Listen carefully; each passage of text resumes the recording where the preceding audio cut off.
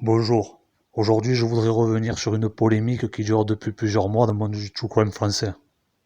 Elle oppose un écrivain connu pour son travail sur les serial killers, Stéphane Bourgoin, et un groupe d'anonymes appelé 4ème Corporation. Alors, qu'est-ce qui se passe exactement pour ceux qui ne sont pas encore au courant? En début d'année, il y a des vidéos qui sont apparues sur Internet mettant en lumière des contradictions de Stéphane Bourgoin sur les plateaux télé, dans ses conférences, sur son Facebook, dans ses livres, etc.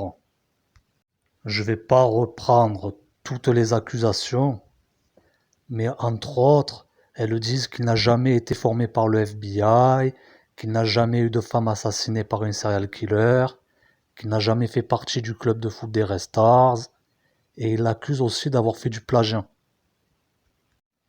Il aurait pris des passages de livres écrits par des vrais agents FBI et des vrais enquêteurs, et il aurait copié, et il aurait dit que ces histoires, ça lui est arrivé à lui.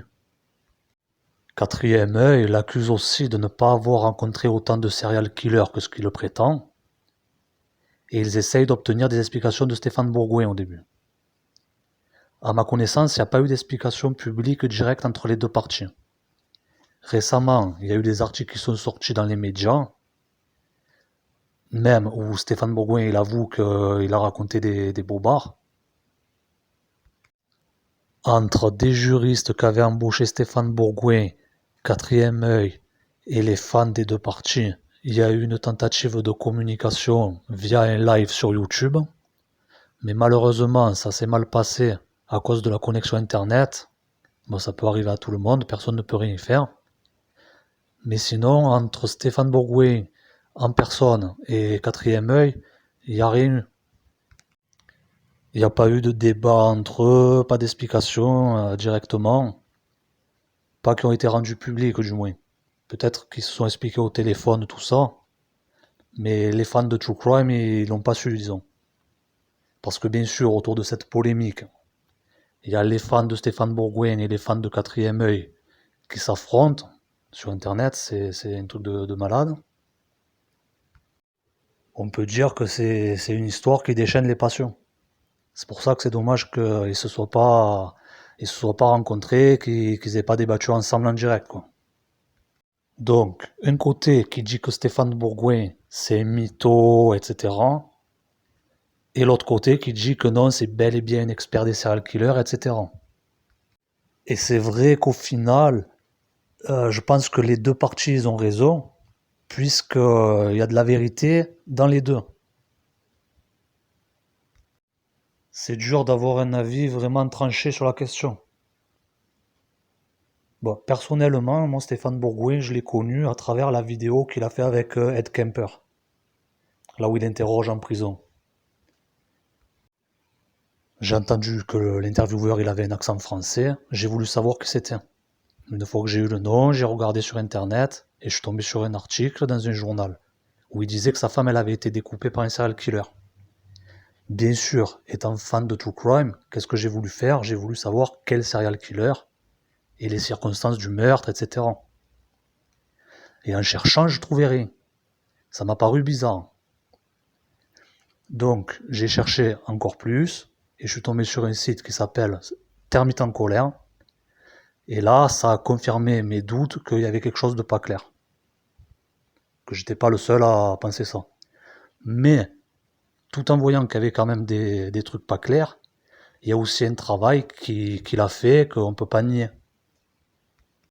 C'est-à-dire, même s'il y a des histoires qui sont montées de toutes pièces ou qui sont enjolivées, il y a quand même des années et des années où il a fait des recherches, où il a baigné dans le monde du true crime, mais pas que sur Internet, aussi dans la réalité. Parce que même si c'est en racontant des bobards, il a réussi à approcher et des avocats, et des victimes, et surtout des agents des forces de l'ordre.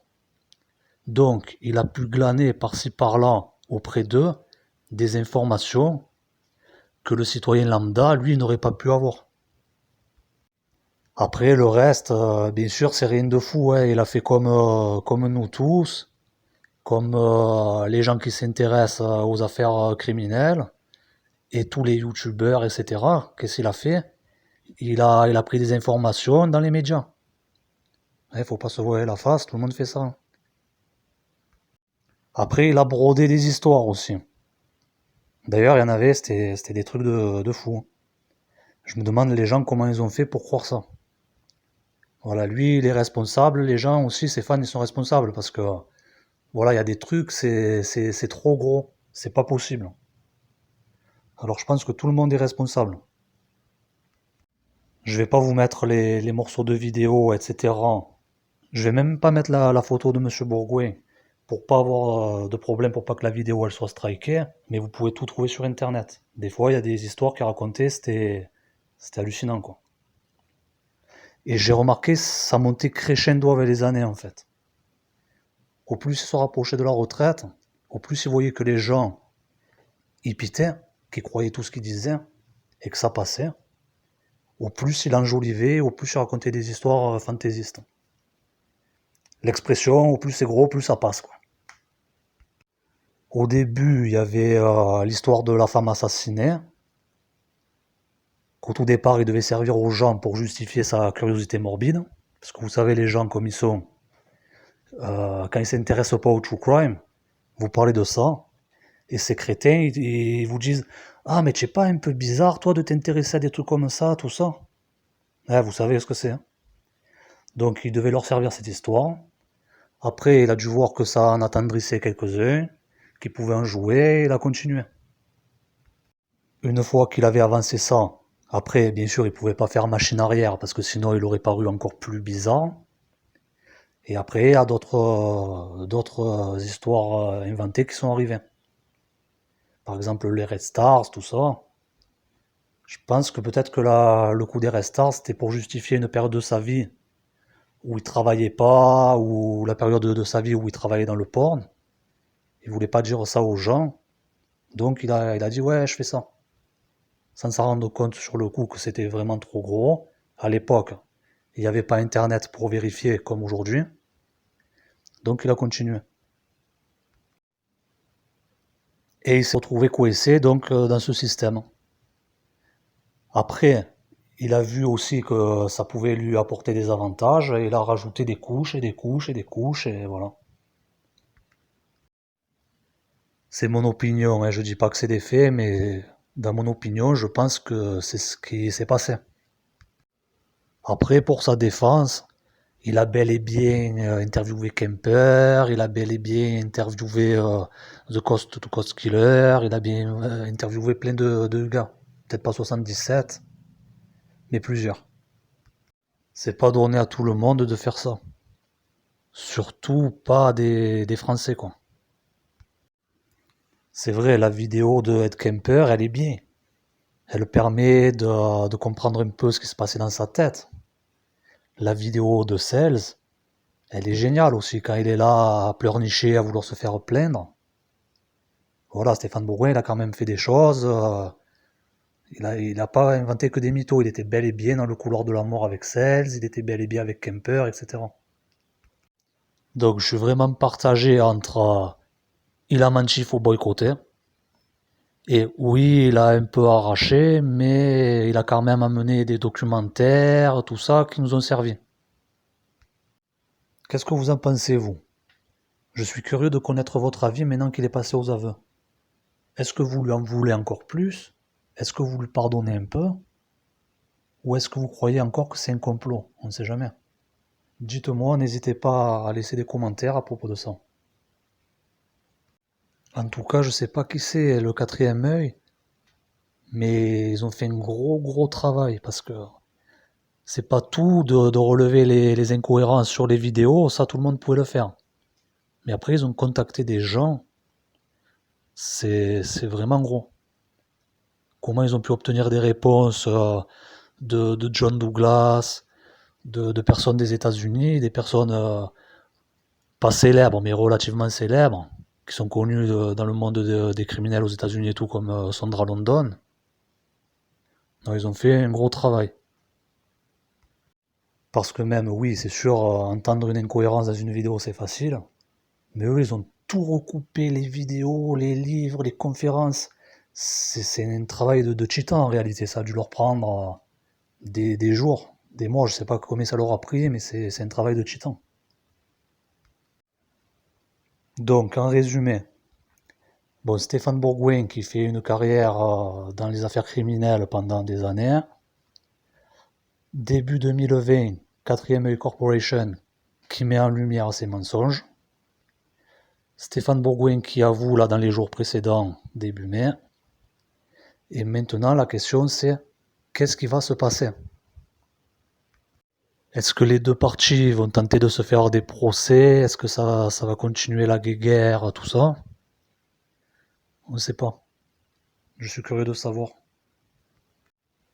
En tout cas, si j'étais à la place de et Stéphane Bourgoin et 4ème œil, voilà ce que je ferais.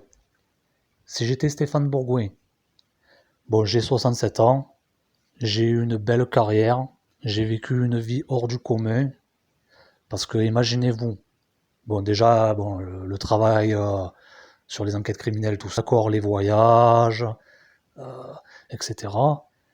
Mais aussi, imaginez-vous en train de mentir sur un plateau TV, quand vous savez qu'il y a des millions de personnes qui regardent, ou encore pire, quand vous faites des conférences à des gendarmes, que vous savez que vous avez raconté n'importe quoi, et que vous vous retrouvez en face des forces de l'ordre. C'est pas commun, il a dû avoir des sueurs, le gars. Donc, qu'est-ce que je ferais? Je prendrai ma retraite, je laisserai la place aux jeunes, aux nouveaux arrivants dans le true crime qui écrivent des livres. C'est pas mon cas, je vous le dis de suite. Moi, je m'en fous, je fais des vidéos là pendant le confinement, personne ne les regarde, je m'en fous. Mais voilà ce que je ferai. Mais avant de partir, je pars propre, puisque j'ai avoué mes méfaits. Et là, je fais un dernier coup d'éclat, j'écris un livre sur l'imposture. J'explique les anecdotes, j'explique tout. Et ça serait très très intéressant. Moi, il écrit un livre à propos de ça, j'achète de suite. Et si j'étais à la place de 4ème œil, donc, je ferais pareil, je sortirais un livre aussi, mais sur les investigations qui ont mené à faire sortir l'affaire Bourgoin. Parce que c'est hautement intéressant aussi de savoir comment ils ont fait. S'il y a quelque chose qui sort à propos de ça, j'achète de suite aussi. Voilà.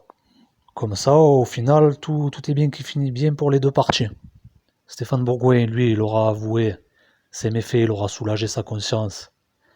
Mais il aura pu quand même tirer son épingle du jeu en sortant un dernier livre.